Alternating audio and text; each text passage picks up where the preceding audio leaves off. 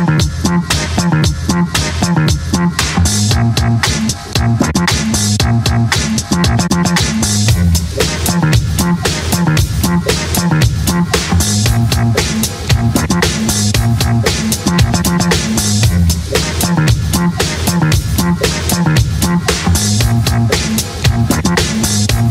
to the Power Factor Show.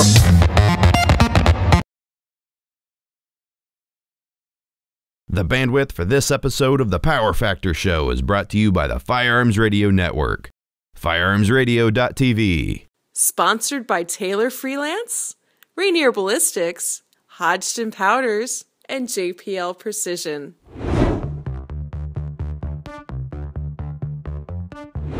Hey everybody, we are going to be doing another episode with Chris Hodgdon like we've done in the past to basically get your questions and anything that you have on your mind answered. So if you have anything, load questions about powder, questions about the industry, questions about Hodgdon, stuff like that, go ahead and get the question into us and we will forward it on to Chris and have him hopefully answer it during the upcoming episode.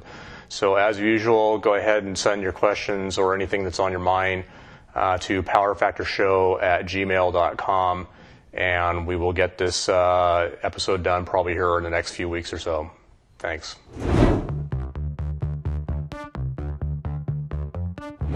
Hey Power Factor fans, I'm Rick, and in the continuing series on reloading benches, I'm just going to explain how my bench is set up and why. And you guys, if you think something's especially clever, you can copy it, or if you think it's really stupid the way I do it, let me know and I'll fix it. But we'll just kind of go in a panoramic view here. Over against, well, let's start with the bench itself. When I moved into this house, the garage was empty. A buddy of mine who owned a construction company said, I initially asked him questions about building this, and he said, oh, I'll come over and do it for you. So he brought over his nail gun and everything and extension cords, and I essentially just watched him build it. But it was built specifically for me. The height of the bench was set for my height. I'm 6'4", so this bench is set at about, I want to say it's about 42 inches probably, which is quite a bit higher, I think, than a typical counter, but it makes for comfortable loading for me when I'm standing. And I'll explain later how I can actually sit or stand depending on which setup I'm using. So over here we have these shelves, some of which I've been able to commandeer for my loading equipment. Up on this shelf we have cartridge boxes. You can see I have enough spares that some of them are just plastic wrapped in case I need them later. Moving over here, I've got my scale. I put it over here to get it off of the bench. It should be in a place where you don't get a lot of wind or vibration or anything, and I just wanted it kind of out of the way. I always think it's a little bit fragile maybe, so I wanted it someplace where I'm not likely to be banging into it. So I put it up here on the shelf. It's sitting on a piece of granite just as a nice solid base. Behind it I've got my chronograph and some ammo that I'm going to chrono next time I go to the range to chrono. So that's just kind of sitting here waiting. I'll just pile these up as I get more stuff that needs chronoing. Usually a typical sample is like here I've got 3 different loads, just a small sample of 2, 5 rounds each, and then another sample of a cartridge load that I'm probably going to use in competition, so I want a little bit larger sample. But I've got everything labeled in here, so when I test it, I know what I'm working on. Below this is my brass area. I sort of have it spread out by caliber. Over here on the far end is 38 Special, which I don't really shoot very much. More 38 Special. I have lots of brass, even though I don't shoot it very much. This is 4440 or 44 Winchester. This is just kind of a mix of stuff I've picked up off the ground, odd cases that have gotten mixed in with mine. There's some 25 Auto, 32 stuff in there. Then we start into 9mm Luger. Here's another. This is all nickel plated. More 9mm Luger. These are tumbled, used fired brass that's been tumbled. These are new cases if I ever get around to needing them. Here I've got a little supply of 25 Auto brass. I don't reload for 25, but if I ever do, I've got a supply of it.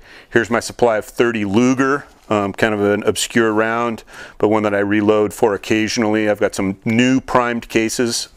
Let's see what the price on these is. This was $10.90 for 50 primed cases, if that gives you an idea. I don't know when that was a good or bad value. But 30 Luger, kind of obscure. You can still get it, but I try to have a little stockpile of it there. Here we're into 38 Super. I've got some, this box is new cases that I haven't got into yet. Here's cases that have been tumbled, they're ready to go. Then we move over here to 10 millimeter. This is all my 10 millimeter. It's already cleaned, ready to load. Then we get into 45. I've got some oddball stuff here. This is 451 Daytonics Magnum brass. I haven't loaded it yet, but someday maybe. This stuff is 45 auto rim. As I've told you about in previous episodes, I do have a couple of 45 auto revolvers, which can be used with moon clips. If you want to use 45 auto, or if you want to use 45 auto rim, that's just a case made especially for 45 revolvers that has a very thick rim, and you can get a limited selection of speed loaders. So if I would say for IDPA, if I wanted to shoot in enhanced service revolver, I can use my moon clips. If I want to shoot in stock service revolver, I can download my ammo to minor and use these auto rim cases. Here's more. This is 30 carbine. We've got more 45 auto. I separated some stuff out. For instance, this is once fired brass. I know what's once fired, so I've separated it out from my vast 5-gallon collection. This is all of my range pickup 45 auto. It's just a complete mix of commercial, military, nickel, not nickel. So that's dirty brass in the bucket that needs to be cleaned. This bag is full of the stuff that's already been polished and is ready to load. This box contains brass for cartridges that either I don't load very much, I don't load yet, or cases that are waiting to be tumbled. So in here we've got 223, 30-06, 30 carbine, 10 millimeter, just about everything waiting for the day when I need it, and then I'll throw it in the tumbler to get it ready to go. Here you see on this lower shelf too is my single stage press. It was featured in the hand loading episodes we did earlier. I'll drag this out if I want to do a small run of cartridges that that don't justify completely reconfiguring my progressive press. So that would be something, you know, test loads, or if it's a rifle round or something that isn't accommodated by the square deal. The Dillon square deal progressives that I have. In the back here, there's more brass, 30-06, just, yeah, 45 auto. If you'll remember some episodes back, I had a Springfield high cap 1911 style pistol that was chambered in 45 auto that I was shooting in limited competition. And it ran much more reliably if I used brass that had a rim diameter that was no greater than the case diameter. Typical 45 auto brass, the cylindrical part of the case will be about 470, 473. The typical rim on a 45 auto case is 470 to 480, but a lot of them are in the 475 to 480 range. So the case, if you include the rim, is somewhat tapered, and trying to load 18 of them into a high cap magazine meant they kind of wanted to wobble around inside there. And so by running the cases through a sizing die, pushing them all the way through so that the rim was squeezed down and made the case cylindrical from one end to the other, they tended to cycle through the magazine a lot more smoothly. And these are cases that I used to meticulously measure the rims of every case. If they were 470 or smaller, they would go in the small rim bag for use in the high cap. And if they were 471 or larger, then those went for use in my single stack pistols or revolvers or whatever. And even though I sold the gun, I still have some of this small rim brass. So if you do have a high cap 40, 1911, if you'll notice, the sides of the magazine are smooth. And so you've got a lot more friction in there as the cartridges are rubbing against that smooth the smooth wall of the mag. 9mm, 38 Super, and 40, they have ribs pressed into the sides. The cases are in contact only with those ribs. But in the 45, they're in contact with the full smooth inside wall of the magazine. So if you've got a high cap 45 and it's a little bit finicky about feeding, you might try getting one of these push-through dies that sizes the whole case and the rim and see if it doesn't help. Little extra tip, little bonus tip. Here I have my 250-pound practice bomb. It just, I haven't found a place really to put it yet, so it's just here. Moving around the bench, this part of the bench has become just sort of a catch-all. I'll put my range bag up here. I'll do some gunsmithing stuff here, but I try to keep this end of the bench just kind of cleared off for whatever may come. If I want to put my single stage press up here, all my presses are clamped to the bench so I can move them around or remove them. I'll bring up the single stage and put it here and use C-clamps to clamp it onto the bench, and then when I'm done I'll take it off and put it back down. But this is where I do my reloading right here, is in this area. And on the back of the back wall here is where I keep my bullets and other stuff. So we'll go left to right. I try to kind of keep the bullets lined up in caliber order. So we've got 32 caliber bullets here. These are the ones I use in my Luger. I size them down to 30 caliber for use in the Luger. Then we go to 9mm, then we go to 10mm, then 45, and I've got some 44s up here. I have a black powder 44 revolver. I don't shoot very much, and those have special black powder specific lube on them, so I keep them separated.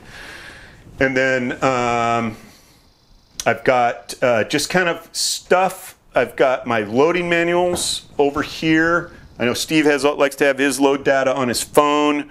I'm a little more old school. I just have printed load data. I've got this is my own load data that I've developed over time. I just keep a list of it here. When I'm running my chronograph, I have to write down the data anyway. My chrono is very simple. It doesn't have any recording feature or saving feature. So I write my data down, and this is very valuable. I've also got my burn rate charts. This is very valuable. I keep these handy. I was just actually loading. In a future episode, I've got a little thing I'm going to pursue that required me to load some 185 grain bullets in 45 auto, and I generally don't. In fact, I haven't in 20 years. So I was looking for some data for 185 grain bullets that would allow me to use a selection of powders that I already have. 10 years ago, I would have just picked a powder and gone down to the store and bought a pound of it. You can't often do that anymore. So I looked on my chart here and I thought, what powder do I need to match the ballistics I'm looking for? And I thought, boy, if I had some 231 or HP 38, that'd be good. And then I thought, well, let's see. Let's look at clays. Clays is the powder I use for 45 anyway. I thought maybe it would be a little too fast, but I looked at my load data, and there it was. 185 grain bullet. You can make major with clays powder. It's kind of interesting. You can easily make major with a 185 grain bullet. You can easily make major with a 230 grain bullet. Not so much with a 200. It's a little more iffy in the middle. So it's a good idea, especially in these trying times, to have a burn rate chart so that if you're trying to find a powder that's similar to the one you're used to, you can just look on here and see, well, what is right next to Hodgdon Clays? Winchester 230, which isn't made anymore. Vita Vuri N312, which I can't afford anymore. But anyway, it just gives you a selection of options for the powder you usually use. So I always keep this handy. You could probably put it on your phone, if you wanted to. Your Kindle, maybe. I just like to have it printed here, and then I can just keep it in the garage. But I also have load data from a number of bullet manufacturers, powder manufacturers. A lot of the times I like to cross-reference. So like when I was looking for load data for the 185 grain bullet, I was looking at powder manufacturer suggestions and also bullet manufacturer suggestions to kind of find a happy medium. You don't want to be too experimental, start low, build up, but it was really pretty quick. I discovered right away that I had the powder, had the bullets, I was ready to go.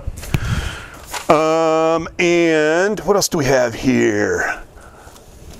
Since I do almost all my loading on the progressive press now, I don't use a lot of different die sets that I used to. I mean, I've got my 45 die set in here now. Probably 90+% of the ammo I load is 45 auto, both for revolvers and semi-autos.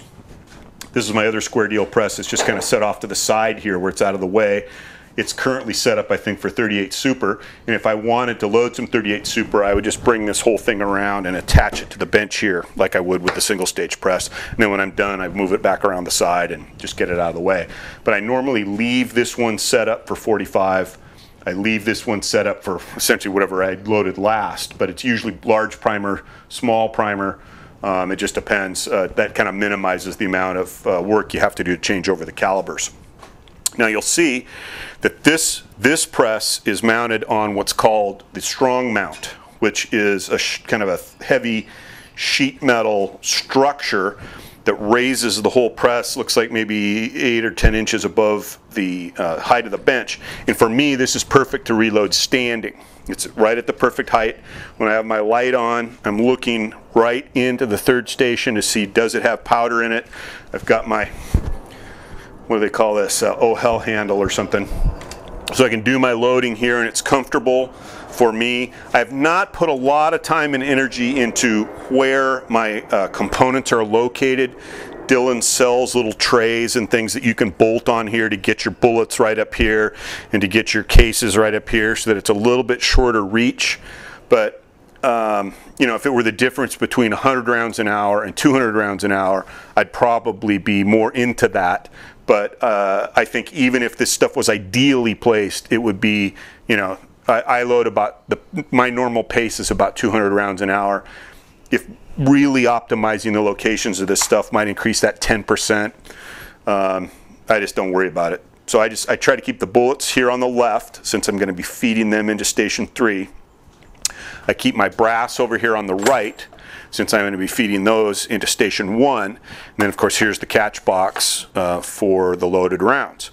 So this setup here is the one that I probably, again, 90% of the rounds I load are loaded right here.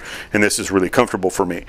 Now I've got this bench, or this stool here, and when I'm using this other press that is not on the strong mount, it's going to be that much lower. In fact, this primer catch box will be hanging down here below the bench. And this is a little too low for me to load while I'm standing, so I can sit on the bench or sit on the stool if I'm loading at the press that's here. This is a little more comfortable. This actually could be a little bit higher, but I don't use it very much, so it doesn't really affect me too much.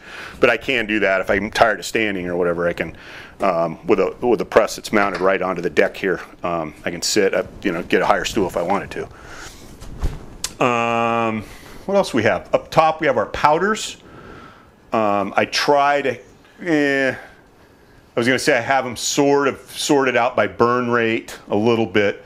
I've got my rifle powders on the left here, and then pistol powders on the right. So I've got Bullseye, and then Clays, and then Zip, and then Enforcer and Unique, and then we get over here into the IMR rifle powders that I use for 223 if I ever reload 223. This I use for 30-06. I've got some IMR 4227 here that I use for 30 carbine. Just some odds and ends of stuff. I got some black powder, but I keep the powder up there off the bench. I mean, that's one of the things I think we talked about in the hand loading episodes earlier, is I like to keep the powders up here so I don't, oh, let's see, what is it that's in here? If I've got this here full of powder and I've got a jug of powder here, I might be led to believe that what's in the jug is what's in here. So I just try to keep the powder jugs up there and then keep the powder measure marked with what's in it. I've got a little tag on here that says Clays 4.6 plus. Using Steve's method of weighing multiple rounds, multiple charges, I know that my charge weight is actually greater than 4.6, but not quite 4.7, so I just call it 4.6 plus. And that's on there, and that'll stay on there as long as that charge is in there. And then if I change the charge weight, of course, when I go back to 200 grain bullets or 230 grain bullets, I'll have to change the charge weight, and then I'll change my little indicator here. Also up here on the upper shelf, I have my primers.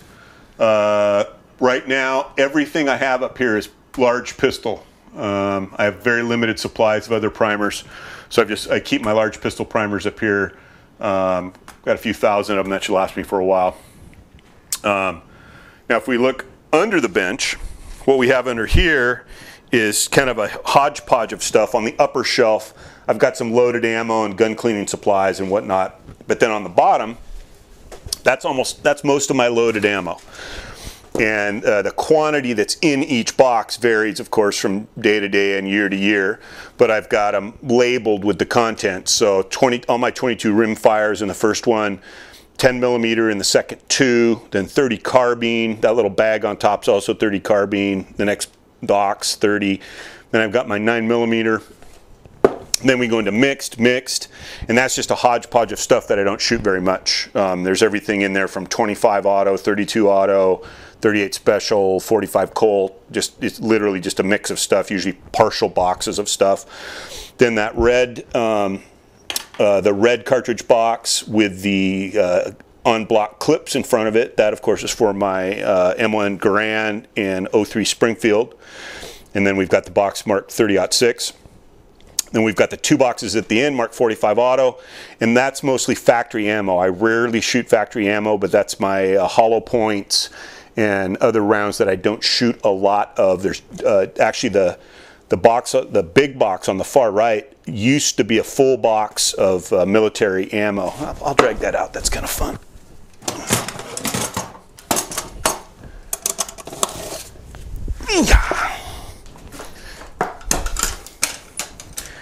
So this is how GI ammo was packed. I've got some other stuff in here, but here's a box of military ammo. It's got this was made by Winchester, it looks like, in, I don't remember what year. Oh, this is loaded into moon clips already. But this is how GI ammo is packed. I've tried to not shoot this stuff up, but occasionally I will. I mean, I've got like 300 rounds of military ammo. I think the head stamp is 1961. I'll take some out occasionally and shoot it. It still shoots fine. But I try to just kind of conserve it for some reason. I'm not really sure why. But this is, again, just kind of a hodgepodge of stuff. Factory hollow points. Stuff that I just don't shoot very much, so I keep it under the bench. Off the floor, you can see I've got just a little piece of cardboard that keeps it off the floor, and that's just in case, you know, you never know if some water's going to run in here or something, and that's just to keep it up off the floor a little bit. It would probably make more sense if I had, you know, some wood or something to hold it up a little bit higher, but that'll do for now. So that's my reloading bench. If you have any comments or questions, why, you know, I mean, I kind of explained why things are the way they are, but if you have any suggestions, that'd be great too. While I was working my way around here, I found these. It's kind of fun. So there's my first new car. 1992 Nissan Sentra SER. That was a fun car. Somewhat limited production, kind of a sleeper car, if you remember back in the day. Might as well just show you the rest of them here. What else do I have here? Well, oh, there I am.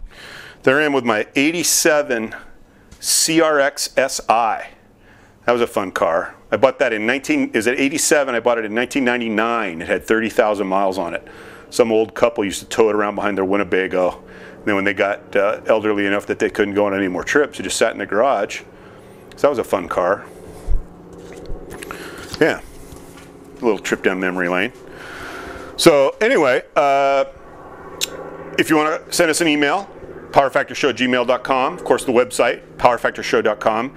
And, you know, I'm trying to get into the Facebook thing. If you're on Facebook, you'll notice maybe once a week or so, I'll throw a little something out there. But I'm still, you know, not really a Facebook guy. So we'll have the producer will put the little Facebook address along here. And we'll see you later. See you at the range. Have fun. Stay safe.